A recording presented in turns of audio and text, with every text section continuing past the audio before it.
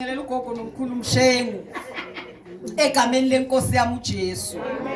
Bese ngibingelela umfundisi wala ekhaya, the angel of the house, umfundisi uMagubane egameni lika Jesu. Bese ngibingelela abafundisi bonke abakhona abazalwane egameni lika Jesu. Bese ngibingelela abantu abasha sha egama lika Jesu, imbali zezulu. Bese ngibingelela uSonto Sikole, ibandla lakusasa egameni lika Jesu. Bese ngibingelela obaba egameni lika Jesu. Ngithanda ukugcina ngomama ngoba namhlanje iSunday yokugcina enyangeni yabomama. Ngizothi kubomama ngibingelela imbokodo kaJehova. Ngibingelela the crowned queens of the Most High God. Ngibingelela the redeemed women of God. Ngibingelela the Hepzibahs of today. Ngibingelela the Elizabeth of today. Ngibingelela the Hannahs of today. Ngibingelela the Esthers of today. Ngibingelela the Lydias of today. In the name that is above all other name, the name of Jesus. Ngibingelela the wonderfully and fearfully made children of God. Abomama egameni lika Jesu. Ngibingelela bazalwane, I just want to tell you bomama ukuthi you are special. You are unique. You are beautiful. You are fearful and wonderfully made. And you are more than enough the way that you are. In spite of what you are going through, you are loved by your Father. And you are valuable in the eyes of your Father. Egameni lika Jesu. Ngiyanibingelela ngalawo magama. Sebashilo ukuthi ngubani mina bazalwane. Umfundisi wala ekhaya ungibiza meme. Yazi noma ngibone edrobheni meme. Ngumeme wala ekhaya mina. Kahle ngifirstborn yala mina. Baba mlo selapha umama mlo. Nonke ninabanye niza la. Yimi firstborn yala ekhaya. So namhlanje ke kube kuhle emehlweni enkosi ukuthi firstborn izoma la epulpiti la kaMfundisi uMagubane. Amen. Ngiyabonga mfundisi. Ukungihlonipha ngepulpit lakho. Ngiyabonga mkhulu nogogo nani ukuthi nimvumele ukuthi azobiza umuntu ofana nami ukuthi azoma la bazalwane egameni lika Jesu. Akusilula ke bazalwane ukubolekisana ngepulpit, because la epulpit umunye angafika akhuluma inyoni zakhe. So ngibonga ukuthi ngethenjwe nami amaZulu. Okay bazalwane, ngokukhethekile, you may be seated egameni lika Jesu. Ngiyabonga. So bazalwane, angizukhuluma ngabomama, mhlambe babeni bacaba ukuthi ngoba inyanga yabomama ngizokhuluma ngabomama. No, bengifuna ukukhuluma ngabomama bazalwane. Mara angazi umoya ingcwele wavela wayijika le ndaba. Lenkulumo le ntshumayelo yami ngilibele ngiyilungisile yabomama isele phezulu kombhede manje nangiphuma. uNkulunkulu wathi awuyi ukukhuluma ngabomama ngoba angifelanga abomama bodwa mina.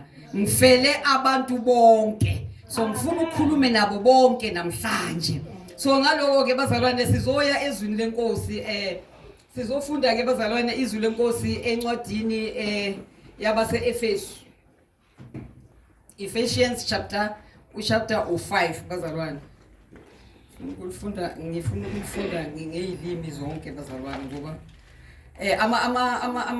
ama version awayivezi indaba ngokufana bazalwane. So ukuze uthole umnyombo wendaba uyadinga ukuthi ufunde cishe ngama versions ambadlwana ukuze sikwazi ukuthola the gist bazalwane of the word ukuthi lithini kahle kahle.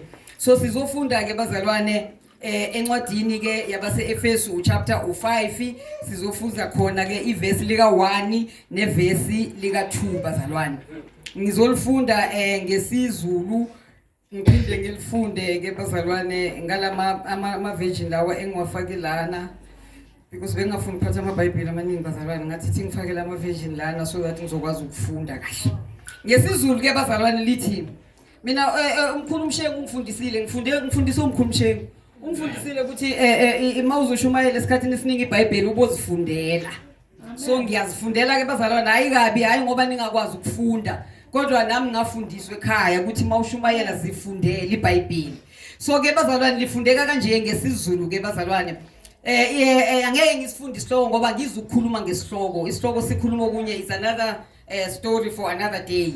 Kodwa ngizofunda nje lamavesi amabili ngoba ngifuna ukukhuluma ngaloko okula emavesini amabili. Elokuqala lona lithi ke, ngako yibani ngabalingisi ngabalingisa uNkulunkulu njengabantwana abathandekayo. Nihambe othandweni njengaloku uKristu wanithanda wazinikela ngenxa yethu abe ngumnikelo nomhlatshelo abe yiphunga elimnandi kuNkulunkulu. And then bazalwane ke yabona into zesilungu bese ngizolifunda ke ngeTPT bazalwane lona lithi be imitators of God and underline the word in everything you do. Be imitators of God in everything you do. For then, in other words, ukuze lo then ayenzeke fanele wena uimitate ekuqala in everything. Mase wenze lokho ke then you will represent your Father as his beloved sons and daughters. And continue to walk surrendered, underline the word surrendered, continue to walk surrendered to the extravagant love of Christ. Bazalwane, silungu esikhulu baba musho kanjalo athi silungu esikhulu lesi. Extravagant love bazalwane. Kusho ukuthi uthando olungaphezulu kokwanele olungakhulumekiyo olukhulu kakhulu bazalwane oluka Kristu. For yena uKristu he surrendered his life as a sacrifice for us. His great love for us was pleasing to God like an aroma of adoration and sweet healing fragrance. The last version I'm going to read gulo is the version yaga message. And it reads as follows. Watch what God does. And then you do it. Like children who learn proper behavior from their parents. Mostly what God does is love you. Into ayenzayo uNkulunkulu ukwenzani ukuthanda wena. So keep company with him and learn a life of love. Observe how Christ loved us.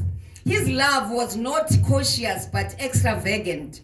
He did not love in order to get something from us, but to give everything of himself so now we love like that. Heavenly Father, bless the reading of your word.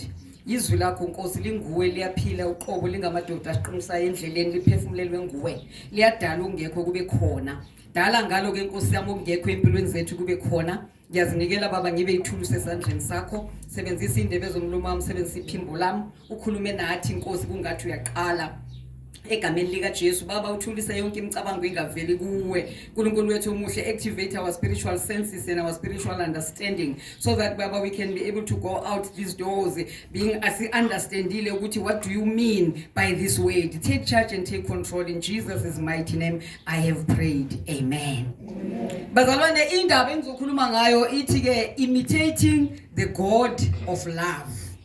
Ukulingisa uNkulunkulu wothando.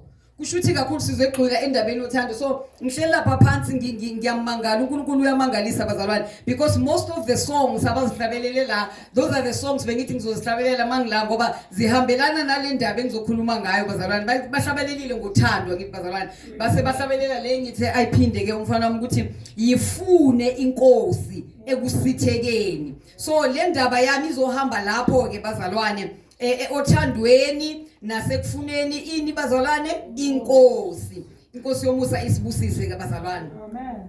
Njengabantwana bakaNkulunkulu ke bazalwane thina simelwe ukuba ngabalingisi bakaKristu. So umlingisi yini bazalwane? Most of us I'm sure noma cishe sonke ngaphandle kwami mina nginayo TV bazalwane.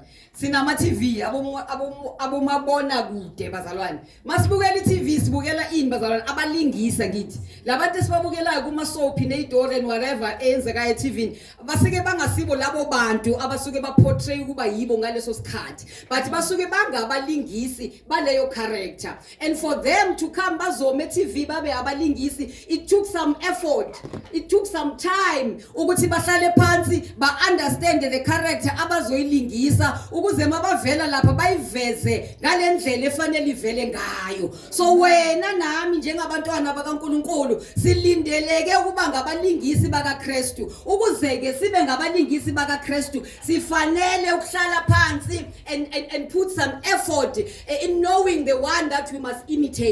angeke ukwazi ukuimitate umuntu ungamazi egameni lika Jesu. So silindelekile bazalwane ukuthi sibe ngabalingisi baka Kristu uJesu bazalwane.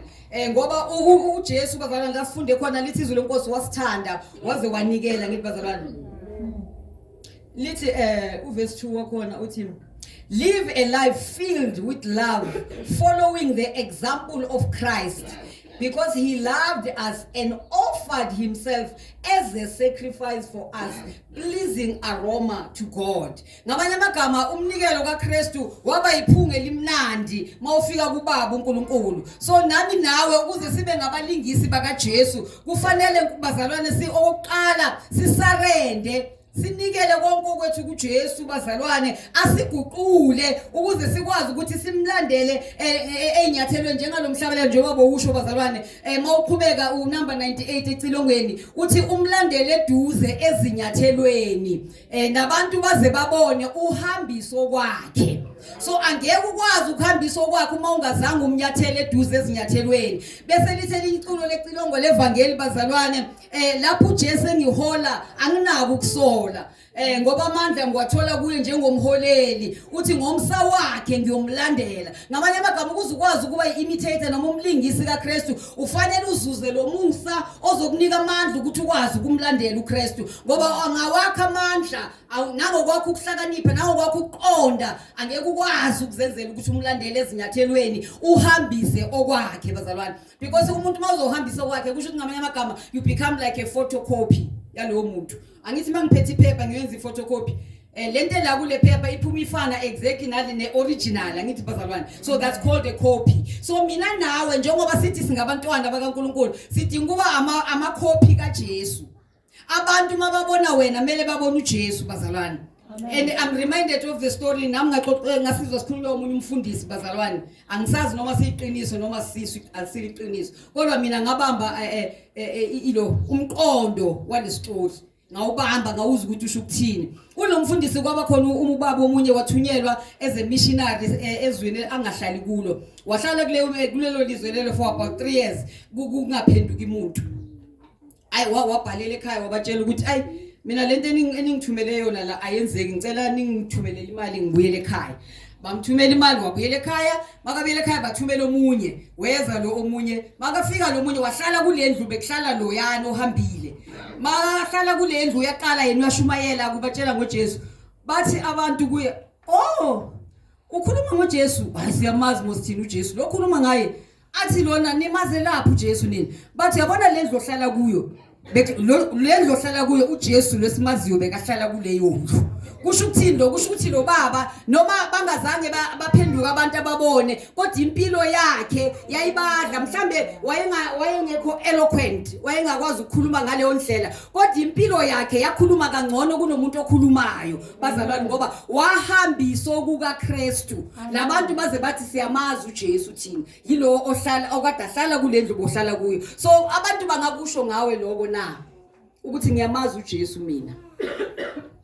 Masimbuza umuntu mazelaphi athi hayi ngiyamazi lo hlala lapha ya obizwa ngegama lokuthi unhlanhla uJesu loyo, ngoba unhlanhla uhambiso kukaJesu. Abantu mababona unhlanhla babona uJesu, wenzisa okukaJesu bazalwane. Angithi ngithi underline the word in everything.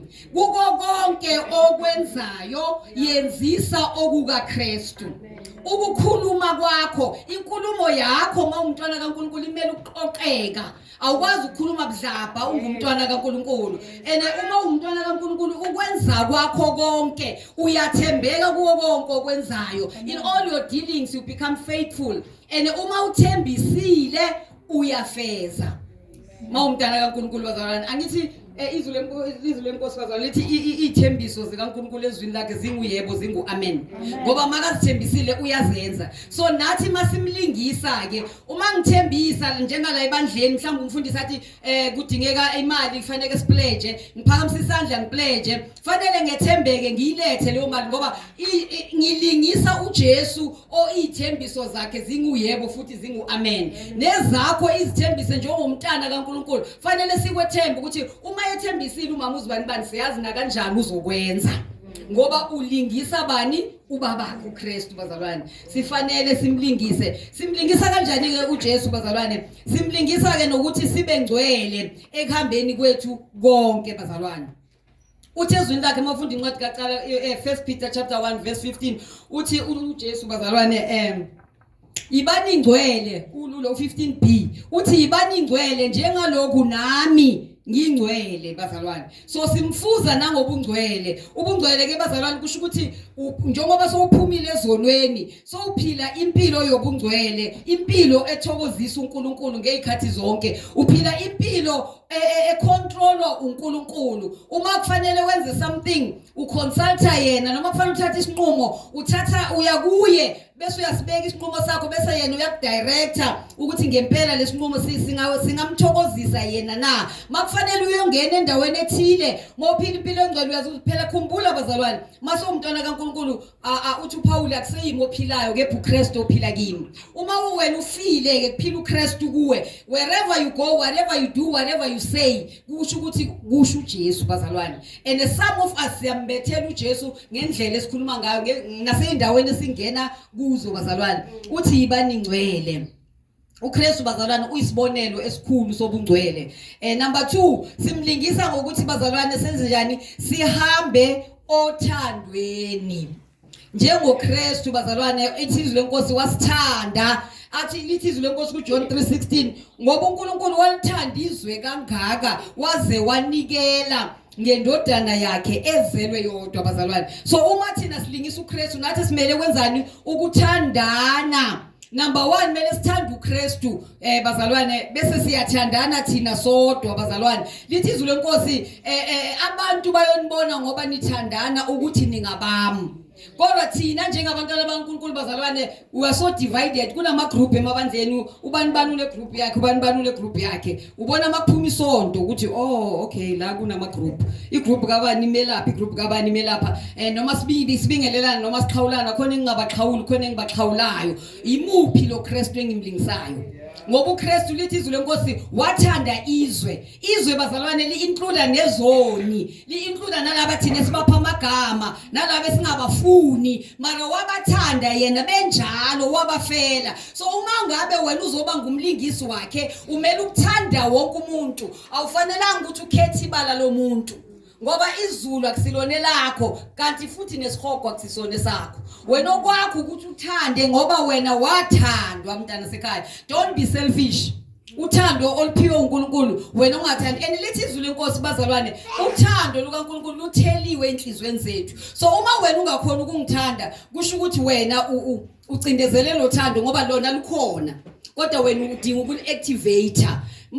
Mawuliza ukuthi alizwakali iya kumnikazi walo uthi baba ngicela uactivate lo thando othe wena ezwini lakho litheliwe enhlizweni nami ukuze ngikwazi ukuthanda abanye ngalo baze bakubone kimi bazalwane. Lithi izwi lenkosi mawuqhubeka uthando lusibekela inqwaba yezono. Uma umuntu umthanda mntana sekhaya noma ngabe ukone kangakanani kuba lula ukuthi umthethelele, kodwa uma ungangithandi ngeke umxolele. And enye into engizokutshela yona ezokuthusa ukuthi mawumntwana kaNkulunkulu awunaso isizathu sokungathandi. Number 1 ngitheliwa ngithi ngamanye amagama lukhona vele, it's available, lidinga wena nje ukuthi ulande bese uyalisebenzisa. Awunaso isizathu ngoba lithi izwi lenkosi bazalwane, uma ungeke wangithanda njengodadewenu ngithande njengesitha. So uyabona ukuthi awunaso isizathu sokungathandi wena. Lithi izwi lenkosi ngithande njengani? Ngesitha sakho. Noma ngisitha sakho lithi mangilambile, noma ngisitha sakho lithi ngenzeni? Ngiphukudla ngidle ngoba uthando. Bazalwane uthando it's a verb, it's a doing word. Uthando yisenzo. Angeke ukuthi uyamthanda ngomlomo maka izenzo zakho zibe zisho kunye, because when it comes to uthando actions speak louder than words. You can rather not tell me ngomlomo ukuthi uyangithanda, but let me see you walking in love towards me, then I will understand. I'll be the one confirming ukuthi ngempela uyangithanda ngoba ngibona angenzela 1 2 3. uNkulunkulu sabona ngaye bazalwane ngoba lithi izwe lenkosi walithanda wase uyanikela. Azange athi yazi ngiyalithanda izwe wahlala kwaphelela lapho. Ngabe kwaphelela lapho ngaba sisindiswana ngoba ngaba zange yezwe uJesu. So wayesifundisa ukuthi uthando isenzo bazalwane. Wathanda wasuyanikela. Wena mawuthi uyathanda wenzani? Mawuthi uyalithanda ibandla lakho uyanikela yini ebandleni? Mawuthi uyalithanda ibandla lakho makuthiwa kuyasetshenzwa ebandleni uyeza yini uzosebenza? Makuthiwa khona into ekufanele yenziwe ebandleni, do you avail yourself now? Because bazalwane enye into usathana sirobhe ngawo sirobhe ukuthi ukunikela esontweni imali kuphela. Bese wena uthi mina nginamali but unazi izandla ngithi. Namehlo nomlomo neindlebe neenyawo nazo ngithi. So nikela ngithi uyalithanda ibandla lakho unless awulithandike. Mara mangabe uyalithanda ibandla lakho angeke ufune ukubona nephepha la ngaphandle. Angeke ufune ukubona kungcolile ngoba uyalithanda. Into oyithandayo uyiphatha kahle. Uyayinakekela bazalwane. Kunale chorus abaliculayo lithini konje? Morena urithwele what nithini ngeSuthu? Phela ngeSwati mina bazalwane. Suthu ngisibuye sibaleke. Morena urithwele. Yes. Bese ngesixhosa lithini? Phethe ngenceba. Yeah. So why asiphethe ngenceba? Ngoba wenze njani? Uyasithanda. So wena ulingisa yena nawe kumele ungiphathe kanjani? Ngenceba ngoba uyangithanda bazalwane. So uthando lokaNkulunkulu bazalwane luyamangalisa. Lithi izwi lenkosi not only ukuthi uNkulunkulu wasithanda noma uyasithanda kodwa uma uqhubeka ufunda izwi lakhe lithi uNkulunkulu uluthando. He is love. Mangisakhula mina kunencwadi besifunda esikolweni beyithi vele uNkulunkulu uluthando beyibhalwe kanjalo ngaphandle. Ngamanye amagama uNkulunkulu uthando yena ngokwakhe uthando. Bese mawufunda incwadi ka1 John chapter 4 verse 8 bazalwane ithi uma wena ungathandi awusiyena wakhe.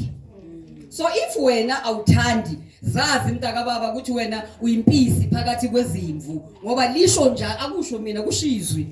Lithi awusiyena owakhe uma ungathandi ngoba umlingisa kanjani umuntu owuthando wena ungathandi. Uthando lukaNkulunkulu bazalwane it's costly. Luyabiza. Why ngithi luyabiza? Ngoba khona indoda iyabeka phansi ukuphila kwayo ukuze mina nawe sikwazi ukulamukela lothando in a form of insindiso bazalwane. So nami nawe ke masimlingisa uJesu kusho ukuthi there are things that we need to lay down empilweni yethu. We need to surrender some of the things bazalwane.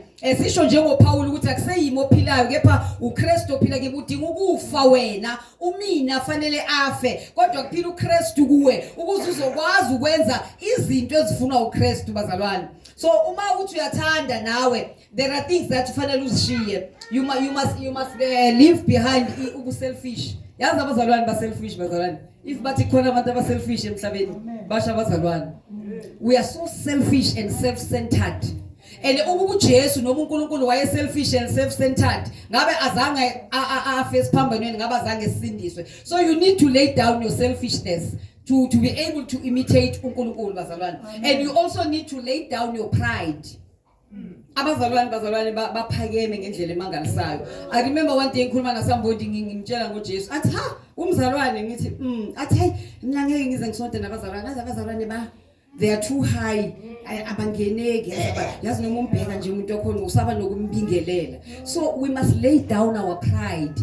Ngeke sikwazi ukuba wina abantu abasebumnyameni ezonweni uma siphakeme bazalwane. Enizwe lenkosi lithi uNkulunkulu uyamzonda umuntu ophakeme. Uthi ezwini lakhe humble yourself by the side of the road. Kungcono uphakanyiswe uye kunokuthi uziphakamise. Ngoba mawuziphakamise wena noma uphakamiswe abantu mawuwa ulala ubhabhalale sisho njalo isindebele bachumathela wabhabhalala ngesisu noburotho bamakhuwa. Uyabhabhalala ngoba uzibeke wena. Kodwa na uphakamiswe uye uma uzomlandela umlingise uzokuphakamisa ngesikhathi esifanele. And makakuphakamisile angeke kube ipride kodwa kuzoba ukuthi uphakamiswe umnikazi wama position bazalwane akubeke kule position ofanele ukuthi uhlale kuyo bazalwane.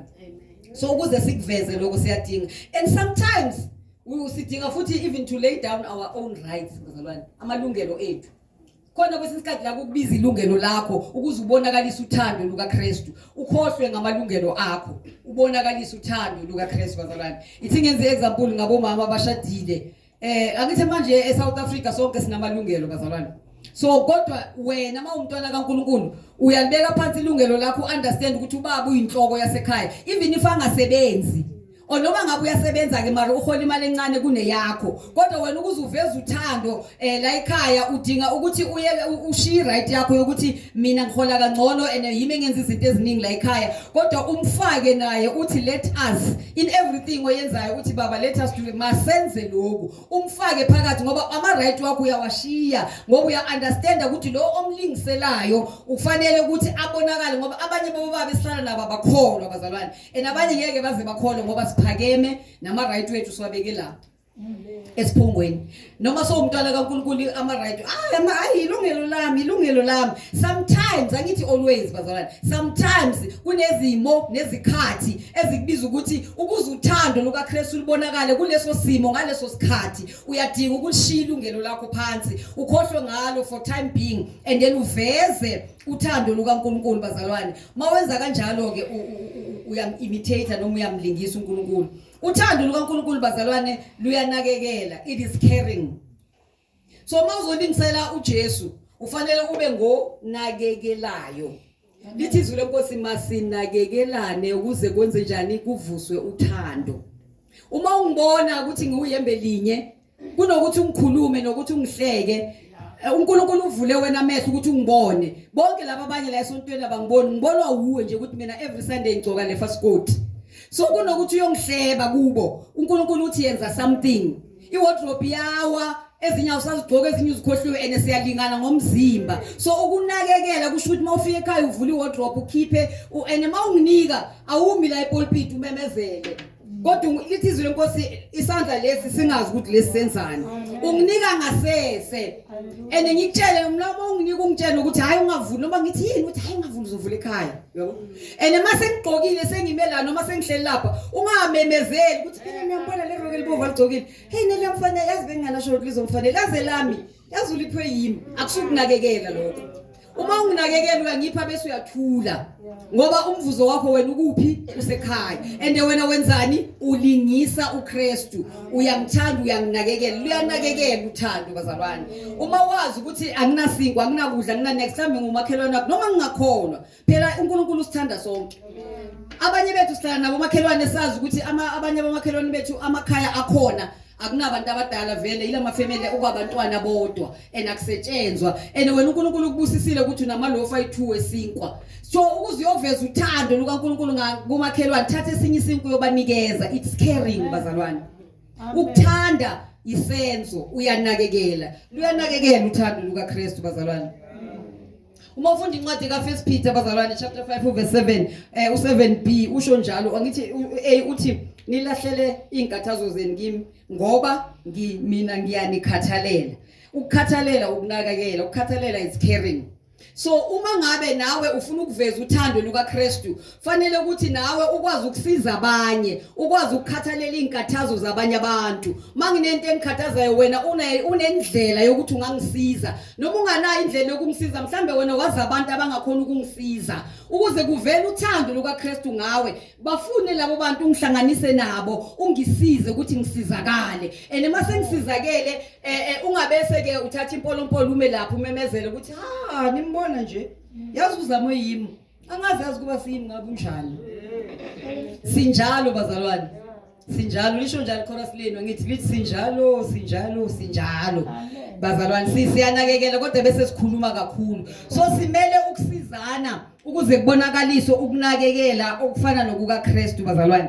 siyasizana njengabantwana bakaNkulunkulu angeke ungitshele ukuthi uyanginakekela uyangithanda mara ungibona neroko lami lidabukile and hayi ngoba ngigcoke ngoba nginganalo vele linye and ngiyafuna ukuze enkonzweni ngizokhonza uNkulunkulu angeke ngihlaliswe iroko noma mhlambe leseliphuphile selipheme nekhala wena mawunginakekela ufuna ukuveza uthando lukaKristu yenza something abanye bethu noma singalingani emzimbeni uNkulunkulu ukuphila umsebenzi uyasebenza and you can afford ukuyongena noma kaAkhamanzi ungithengele iroko ukuthi nami ngigqoke ngibe muhle ngizenkonzweni so that masiphuma la enkonzweni abantu basibona ngingashayini mina wena uhambe eceleni kwami ungashayini baze bangibuze bathi unisonto naye lo uthi yebo bathalo nje hey mara nayeke angaze agcoke iroko elinje ende kunokuthi mina ngimvale nami ngiyam-expose ngiyagcwalisela nami akusukunakekela lokho bazalwane uJesu angeke ayenze leyo nto leyo so siyanakekela gelana bazalwane egameni lenkosi yethu Jesu siyanakekelana. And uma sifunda izwi lenkosi encwadini kaMathewu chapter 16 verse 24 bazalwane lithi ke umuntu ofuna ukungilandela makazidele ne angithi uKristu wazidela, he surrendered his life for me and you. So nawe kuzo imitate udinga ukuthi nawe uzidele, udele konke kwakho, udele impilo yakho, uthi mina ngiyomlandela uJesu. And mawulandela uJesu umlandela ezinyathelweni bazalwane. And mhlawumbe ungabuza ukuthi ngingafunda kanjani ukumlandela uJesu noma ukumlingisa uJesu. Angeke ukwazi ukulingisa umuntu ongamazi to start with. Ukuze ukwazi ukungilingisa mina kufanele ungazi. Awugcini ngokungazi, kufanele uhlale nami. Awugcini ngokuhlala nami, kufanele kuxoxe nami. Kube nezinto ongibuza zona, kube nezinto ozinothisayo ngempilo yami ukuze ukwazi phela ke ukungilingisa noma ukungithanda. So naku Jesu ukuze sikwazi ukumlingisa, okokuqala bazalwane udinga ukumamukela abe inkosi nomsindisi wempilo yakho. Bese masumamukele ke so uhlala naye ke ngokufunda izwi lakhe ukuze understand uJesu udinga ukufunda izwi lakhe ngoba uambuliwe uJesu noma uNkulunkulu baba ezwini lakhe. Uma ungalifunda izwi lakhe ngeke umazi ngeke ukwazi ukulingisa umuntu ongamazi. So ulifundile izwi ke likaNkulunkulu bazalwane lithi izwi lenkosi bese uyalilonda enhlizweni yakho ukuze ungoni kuye. Awugcini ngokulilonda ke bese ke uyazindla ngalo. You meditate on the word of God. Ukuzindla ngalo kwenza ukuthi bazalwane lihlale liphila kuwe ungalilibali. And then okugcina ke mase ulifundile walilonda enhlizweni wazindla ngalo uyalenza. Lithi izwi lenkosi akathokozi ngomuntu ozwayo angenzi kodwa uyalenza izwi lenkosi. Number 1. Number 2 bazalwane udinga ukuyifuna inkosi ekusithekeni. Uyifuna kanjani ekusithekeni? On your knees. Uhlala emkhulekweni. Uma umuntu uzomazi uhlala naye uxoxe naye. Emkhulekweni bazalwane it's not a one way street. It's supposed to be a two way street. Uyakhuluma noNkulunkulu naye akhulume nawe. Masifunda incwadi kaIsaya isho njalo lithi wozani ke sithethe indaba. In other words uNkulunkulu uthi mawuze kuye siyaxoxa mina nawe. Angikhulumi mina ngize ne shopping list nje ngifike ngithi amen sengiyasukuma ngingamniki isikhathi sokuthi akhulume then angeke ngikwazi ukumazi ngeke ngikwazi ukumlingisa ke mangingamazi.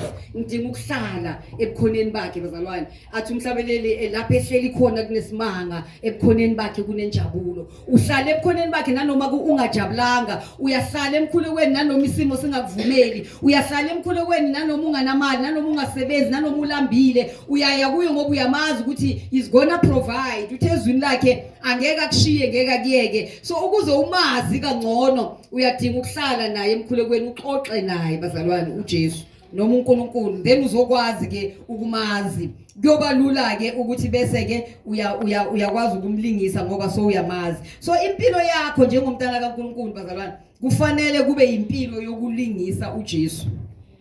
Ukuze uzofana nalomfundisi engixoxe ngaye mangiqala ukuthi bathi thina uJesu siyamazi. Ingoba lo mfundisi noma lo mvangeli wayephilisa okukaKristu, wayenzisa okukaKristu. In all his dealings wayedila ngendlela yokwethembeka abonakalisa lo Kristu akhuluma ngaye bazalwane. Ngamanye amagama labantu laba kahle kahle bathinteka ngalesikhathi kusesena lo mfundisi lo makafika sekashaya nje stamp ngoba bona sebambonile uJesu ukuthi uJesu nangu lo bekahlala la. So ngibuzile mangiqala ngathi bangakusho ngawe naloko bazalwane ukuthi ngimbonile uJesu. So mhlambe ke ungabuza ke ukuthi sokhulume kangaka mfundisi ngiyakuzwa impela ngiyafuna ukumlingisa nami uJesu kodwa ngenza njani ukuze ngimlingise? First thing first. Uqala njengoba ngishilo umamukela uJesu abe inkosi nomsindisi wempilo yakho. Mawufunda incwadi yabaRoma chapter 10 verse 9 lisho njalo bazalwane ne. Lithi ke uyavuma ngomlomo ukholo ngenhliziyo bese kuba ukusindiswa. Usesekhona lo Jesu namhlanje.